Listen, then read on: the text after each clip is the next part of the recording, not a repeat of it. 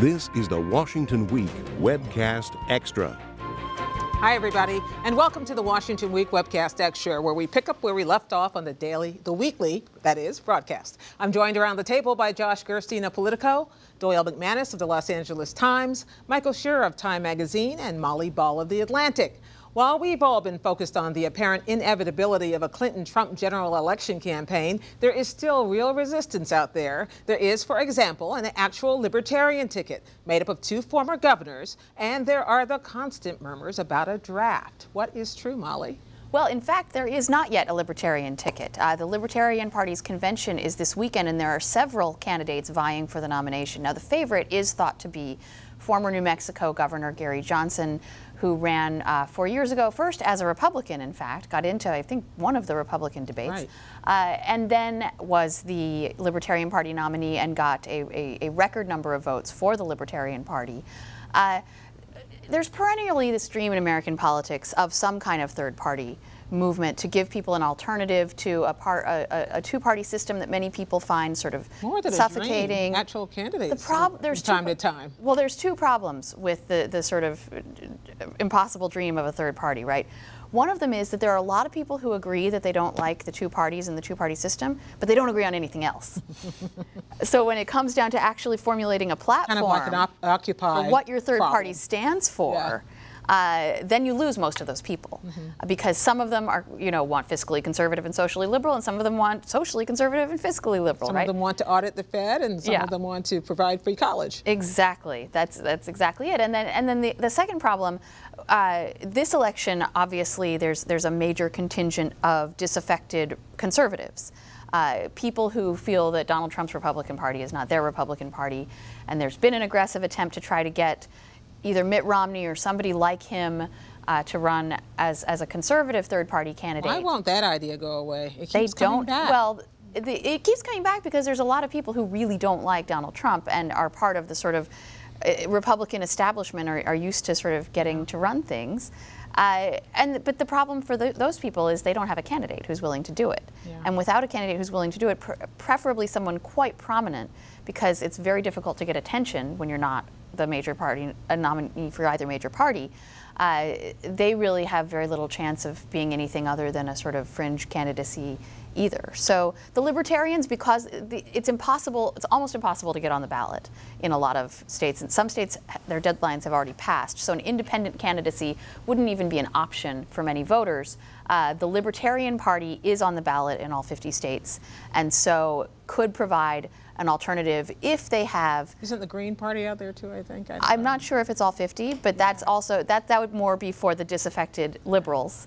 Isn't William Weld also being talked about for vice president on this governor's ticket, just for the record? Gary Johnson's running mate, and so they've got extraordinarily well-credentialed candidates. The question is whether the activist base of the Libertarian Party will accept them. I don't know how you break through at this point either. Michael, okay, you're the math whiz at the table. At least I now decree that you are the math whiz. For now. So one of the things that did break through this week was that Donald Trump got the required number of delegates to win. Now, there wasn't an election that I saw that made us decide that was true. So exactly how do we decide when someone has clinched, and are they counting the same way on the Democratic side? The most delightful part of democracy in America is it's not that democratic. And so there are lots of fine print to the rules in both parties. What happened this week is that a number of unbound delegates in North Dakota who have the option of committing, even though they've been nominated as delegates to the convention, to any candidate they want, announced after previously saying that they were going to not be with Trump,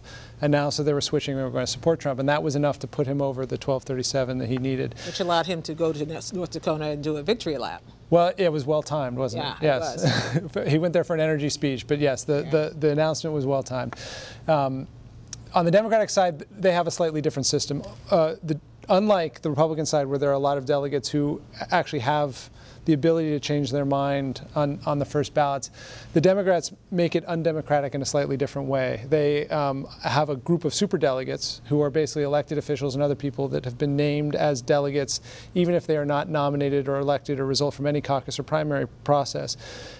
Given that Hillary Clinton, at this point in the Democratic primary, is the only Democrat running with a historic Democratic pedigree, and because a lot of these people committed to her very early on, she's way ahead in that count, and that is what will allow her Infuriates Bernie Sanders to declare after the California vote that she has enough delegates to win the nomination, no matter really what happens. Even if she doesn't win California. Even if she loses California, because in the Democratic primaries, it's always proportional. So if she gets 40% and it's a blowout, and Bernie gets 60%, she'll still get 40% of the delegates, and that'll be a lot. And so Bernie's case at that point will be, or at least he's saying it will be, it's not over yet. The mainstream media is lying to you. The corporate media won't tell you the truth. These superdelegates can change their mind at any point, and that is true. And that won't happen to the convention. And they could change their mind at any point over the next 6 weeks before the convention, or 5 weeks. I'm sorry, is the convention only 5 weeks away? No, after California. So okay, 2 weeks, yeah, in July. Maybe it's 7 weeks. Oh, Mr. Math Whiz, yeah, I see. You called it. The problem with his argument is that the people he has to convince to switch to his side are the people who he has angered the most. Mm-hmm. So it's just not a natural argument. And he may, if he continues on the road he's going, go full bore for the month of June and the beginning of July, and really rail against the party establishment, the undemocratic process, how they're not following the will of the people. Now, it should be noted also that Bernie Sanders got about 2 million votes less at this point than Hillary Clinton. So it's not just this undemocratic superdelegates they're doing. He's also losing in the total vote count. Wow. Okay, Josh, back to the emails for a moment. It seems that one of the enduring questions about this, and every time another statement comes out, it doesn't really tell us anything that much different from what the last report and investigation told us. But one of the unresolved questions is Hillary Clinton's lieutenants, her staff, and whether they have been cooperating with all of these investigations or whether they didn't feel the need to. Well, they didn't cooperate with the Inspector General investigation. Some of them are cooperating with the ongoing FBI investigation. Her people said that the reason she didn't cooperate with this IG investigation is because they're prioritizing the FBI investigation, which is a little puzzling because she hasn't met with any of the FBI investigators. So it doesn't seem like her schedule would be full with that other matter. But I think the real question is where they develop their attitudes about sort of transparency and response to not just investigations, but all kinds of outside queries. And I think the answer to that probably has something to do with something that Donald Trump actually brought up this week, which was the suicide of Vince Foster, the White House official back in the early 90s. It's not specifically that, but that whole climate in which the Clintons came to Washington, they were so sort of pilloried or felt pilloried during that period, and the ensuing investigations, many of those people are the same people that were working for Hillary Clinton when she was at the State Department, continue to advise her either officially or informally. And they were all forged in that cauldron of the early 90s scandals, where it did seem that if you gave an inch, it was only to your detriment. It should be said that a lot of us reporters were forged in that cauldron as well. Sure. And having covered the White House at that time, it does all feel horribly dated to me. And a lot of things, like the Vince Foster suicide investigation, have been litigated and resolved over the years. So I'm not certain what's stirring up that particular cauldron will do to her now. Oh, I don't think it will do any damage to her, but I think it gives you some insight as to the baseline that the Clintons and many of their top aides come from. You know, we live in this era of extreme transparency, and it's just frankly not something that she or her people seem sort of instinctively comfortable with. Maybe it's age, maybe it's what they've been through, it's hard to know. But it doesn't seem that their initial reflex when confronted with some kind of problem is to say, well, how open can we be about this? And you do think again and again, this report, for example, mentioned that somebody noticed that she had used this email address in 2013. And some people were like, oh, that's a scandal, it was so long ago. Well, but it also makes you think, if this came out in 2013, many of the events that have played out in the last year during the campaign might have played out a year earlier. Maybe bottling these things up is not always the best way to do it. It should be said, even back in 1994 and 5 and 6, they were not that transparent. Doyle, let's talk about Vietnam. The part of this trip, which was actually very amazing and interesting, but got overlooked by what followed the president's trip to Asia. President Obama was the third American president to go to Vietnam. That's a reconciliation that has been a long time coming. But it is still kind of amazing to look at Vietnam, this country that we were at war with for the better part of 15 years, an impossibly divisive war here, an impossibly damaging war there.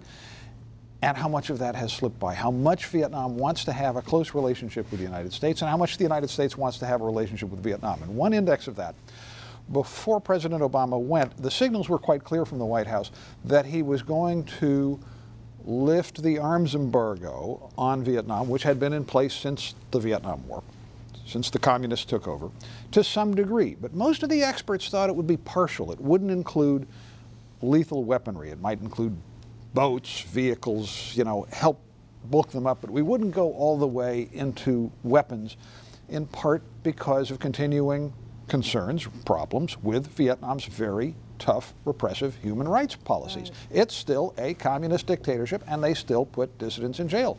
So President Obama goes to Vietnam, and he decides, and the decision actually apparently was not made until very shortly before the trip, he decides he wants to go big. He's no half measures. They get the full embargo lifted. Human rights groups were furious. They were rightly furious because, in fact, there was a mini crackdown just before the president's trip. There were 3 dissidents who had wanted to meet with the president who were blocked from meeting him by the government. So they were playing hardball. They weren't being very sweet. And boy, that's an indicator of how much these two countries want this relationship to work. And then that all goes back to China. How do you counter the growing influence of China economically, militarily, China's reach for territorial rights in the South China Sea, where the largest country with the most overlapping claims on islands in the South China Sea is Vietnam, of course. Right. So we're not, technically the United States is not choosing sides in those disputes. Technically, the United States position is it should be decided by international judicial means. But boy, it sure looks like there's a kind of self-reinforcing tendency here for a China bloc and a not China bloc to line up against each other. Okay. Thank you, Doyle. Thank you, everyone else as well. Anything on your phone while we were sitting there? No. Anything interesting you can tell me? I'm just playing with it. We need our toys. Stay online and see what else our panelists are seeing in our daily Washington Week feature, News You Need to Know. All that is at pbs.org/Washington Week. Plus, be sure to join me Wednesday night for a PBS Town Hall with President Obama from Elkhart, Indiana. And we'll see you next time on the Washington Week Webcast Extra.